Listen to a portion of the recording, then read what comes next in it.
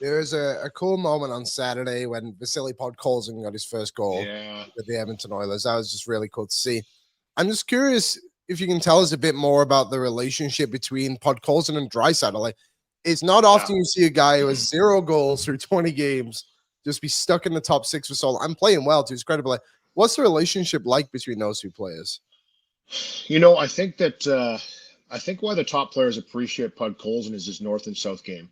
He's strong on pucks. He wins puck battles. When you're playing with elite players, and I've only had small portions of time where I've played with the likes of Jeremy Roenick, Keith Tkachuk. If I was on the ice with Dougie Weight in Edmonton, it was a mistake. But if I was out there for 30 seconds and just watching them over the course of my career, when you're playing with top tier players, they don't want you to be the play buster. We talk about in practice, you're the practice buster if you're screwing up drills and it just breaks the momentum of the practice. There's always those guys on the team that for whatever reason just destroy a drill and you got to whistle it down, start over, the coach yells at you. It's no different in a game.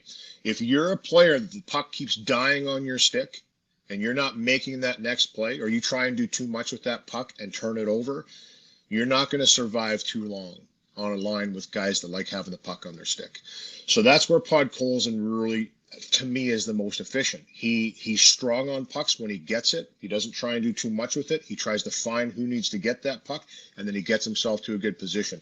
He takes up space in the middle of the ice. He's a bulldozer going to the front of the net. He's a big guy that's physical. He's going to bump into a couple of guys, opens up some space for the movement around the world for the guys that possess the puck.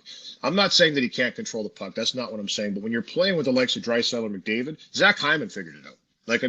To me, he's trying to mold himself similarly to Zach Hyman. And Zach took him some time. If you remember his first and second year, we used to joke that this guy could have had 70 goals with all the opportunities. And then he finished them in his third year. He started to score. 38's no slouch. He probably should have had 50 in his second year. But for me, you have to have that type of a player on that line. Talking to Chris Knobloch, he said the same thing. When you're looking for a mix of the line combinations up in the forward group, the one thing you have to keep in mind is you can't all be guys that have to have that puck on your stick. You can't all be guys that want to be perimeter around the outside. You've got to have those players that are willing to go to the front of the net and take up space and literally do the dirty work. And probably don't get rewarded enough for it, probably don't get on the score sheet offensively enough for it, but you can tell by how much Draisaitl compliments him, how much McDavid compliments him, and how the team enjoys playing with him, because he's just one of those guys that goes out there and does his job, and he does it well. So that's the relationship there. And I think, there's no question, skill, no skill, and players that have skill know exactly what they need to be successful on the ice. And obviously they feel they like having that big winger in the likes of a Hyman, in the likes of a Podkolzin. Vander Kane, same thing when he was in the lineup. Obviously he's a power forward, but he's a finisher as well. Straight north and south.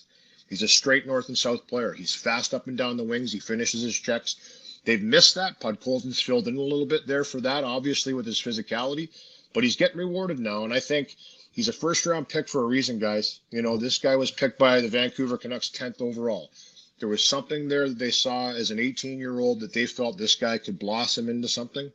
Maybe this is what happens. Sometimes it just doesn't work out with a team respectively for whatever reason. You go to a new team and you get an opportunity and you make good in that opportunity. So it was good to see him get that first goal, the way he looked to the sky.